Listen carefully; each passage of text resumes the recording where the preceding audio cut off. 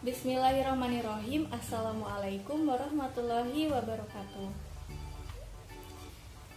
Apa kabar adik-adik hebat? Semoga kita semua selalu berada dalam keadaan sehat sehingga tetap bersemangat dalam belajar. Bertemu lagi dengan saya Dwini Fatimah di video pembelajaran ekonomi. Di video kali ini saya akan melanjutkan pembahasan tentang kebijakan fiskal. Kali ini saya akan membahas fungsi-fungsi kebijakan fiskal, kemudian instrumen-instrumen kebijakan fiskal, dan bentuk-bentuk kebijakan fiskal. Oleh karenanya, tujuan dari pembelajaran kali ini adalah adik-adik dapat mengidentifikasi fungsi-fungsi kebijakan fiskal, kemudian mengidentifikasi instrumen-instrumen kebijakan fiskal. Simak terus videonya ya.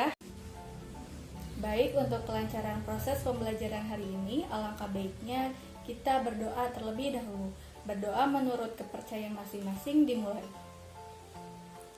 Berdoa selesai. Selanjutnya silakan adik-adik untuk mengisi presensi yang sudah Ibu cantumkan di Google Classroom. Jangan lupa tenggat waktu pengisian presensi hanya dari pukul 7.00 sampai 8.00. Di pertemuan sebelumnya, kita telah mempelajari tentang pengertian kebijakan fiskal, kemudian tujuan dan peran kebijakan fiskal. Nah, kebijakan fiskal merupakan kebijakan pemerintah yang ditujukan untuk memperbaiki kondisi perekonomian suatu negara melalui pengeluaran dan penerimaan yang tercermin dalam APBN, dan di dalamnya terdapat unsur pajak. Nah, adik-adik, dalam prakteknya kebijakan fiskal ini berperan sangat penting dalam perekonomian suatu negara. Peran tersebut terbagi dalam 4 fungsi. Yang pertama, fungsi alokasi, kedua, fungsi distribusi, ketiga, fungsi stabilisasi, dan keempat, fungsi pembangunan. Fungsi kebijakan fiskal yang pertama adalah fungsi alokasi. Fungsi ini untuk menentukan kemana dana akan dialokasikan secara tepat. Fungsi ini berkaitan erat dengan perpajakan dan pengeluaran karena alokasi dana itu tergantung dengan pengumpulan pajak dan pemerintah dalam menggunakan dananya. Nah, fungsi yang kedua adalah fungsi distribusi. Kalau fungsi alokasi itu berguna untuk menentukan berapa banyak dana akan disisihkan atau dialokasikan serta kemana tujuannya.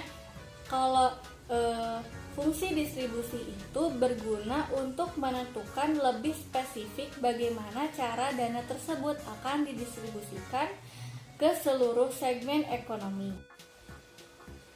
Fungsi kebijakan fiskal yang ketiga adalah fungsi stabilisasi. Fungsi ini bertujuan untuk mencapai kestabilan laju pertumbuhan ekonomi lewat kebijakan-kebijakan yang dikeluarkan oleh pemerintah. Fungsi yang keempat adalah fungsi pembangunan. Kebijakan fiskal yang tepat sasaran dalam jangka panjang akan mempengaruhi pertumbuhan dan pembangunan ekonomi. Selanjutnya, dalam mengimplementasikan kebijakan fiskal, pemerintah menggunakan instrumen-instrumen kebijakan fiskal yang meliputi pajak dan belanja negara. Pajak merupakan instrumen kebijakan fiskal yang paling efektif. Untuk meningkatkan pembangunan negara, pemerintah dapat mengatur penerimaan negara dalam bentuk pajak dengan cara: 1. Menaikkan pajak dengan tujuan pembatasan konsumsi. Jadi ketika pemerintah menaikkan tarif pajak, maka yang terjadi adalah daya beli masyarakat akan menurun. Mengapa dibatasi? Karena ketika konsumsi masyarakat lebih besar dibanding produksi, maka yang terjadi adalah harga suatu barang akan secara terus-menerus akan naik, kemudian nilai mata uang akan menurun. Kondisi ini kita sebut sebagai inflasi. Yang kedua adalah menurunkan pajak dengan tujuan menaikkan daya beli masyarakat. Itulah mengapa antara konsumsi dan produksi itu harus seimbang. Karena jika salah satu dari konsumsi dan produksi itu lebih besar, maka yang terjadi adalah permasalahan ekonomi. Seperti tadi yang sudah dijelaskan, jika konsumsi lebih besar dibanding produksi, maka yang terjadi adalah inflasi. Nah, jika produksi yang lebih besar dibanding konsumsi, maka yang terjadi adalah resesi. Resesi merupakan suatu kondisi perekonomian suatu negara yang melemah. Melemah seperti apa? Jadi begini, jika suatu perusahaan melakukan aktivitas produksi dan dalam kondisi yang sama, daya beli masyarakat itu sedang turun, maka yang terjadi adalah perusahaan tersebut akan rugi karena tidak ada yang beli. Nah, dalam jangka panjang, jika perusahaan terus-menerus rugi, maka yang terjadi adalah bangkrut. Jika perusahaan bangkrut, mau tidak mau harus mem-PHK karyawan-karyawannya, sehingga tingkat pengangguran akan naik. Instrumen yang kedua adalah belanja negara. Peranan belanja negara sebagai instrumen kebijakan fiskal itu meliputi satu, menaikkan belanja negara dengan tujuan meningkatkan pembangunan infrastruktur. Yang kedua, menurunkan belanja negara dengan tujuan untuk mengatasi inflasi dan membatasi daya beli masyarakat agar harga barang di pasar bisa terkendali dan stabil. Yang ketiga adalah membuka lapangan pekerjaan yang selanjutnya akan meningkatkan pendapatan masyarakat. Gimana nih adik-adik, sudah paham kan mengenai instrumen-instrumen kebijakan fiskal? Oke, selanjutnya kita akan membahas bentuk-bentuk atau jenis-jenis kebijakan fiskal. Kebijakan fiskal ini dibagi menjadi dua kelompok. Yang pertama, kebijakan fiskal ekspansif, dan yang kedua adalah kebijakan fiskal kontraktif. Yang pertama adalah kebijakan fiskal ekspansif. Kebijakan ini dirancang untuk merangsang ekonomi. Paling sering digunakan di masa resesi, yaitu saat-saat tingkat pengangguran tinggi, kemudian periode siklus bisnis rendah. Kebijakan ini dimaksudkan untuk meningkatkan perekonomian atau pendapatan nasional dengan cara yang pertama, menaikkan pengeluaran pemerintah, yang kedua, menaikkan transfer pemerintah, dan yang ketiga adalah menurunkan pemungutan pajak. Yang kedua adalah kebijakan fiskal kontraktif.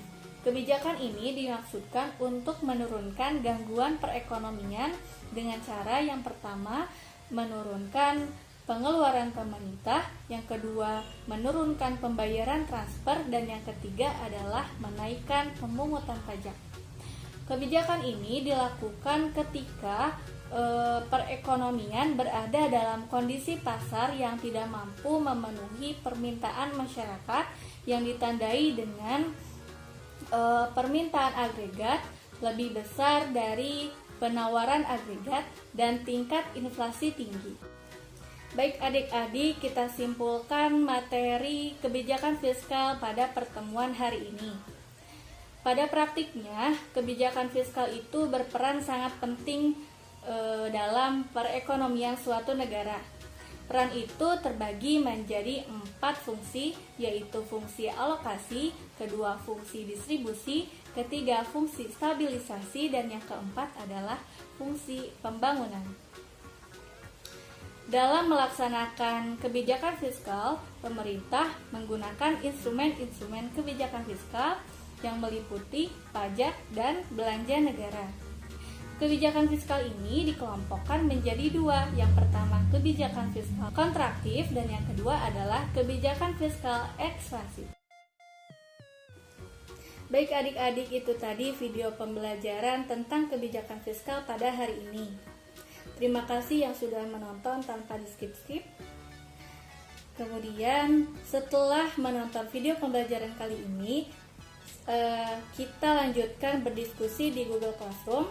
Selanjutnya adik-adik silahkan kerjakan latihan soal yang sudah Ibu share di Google Classroom.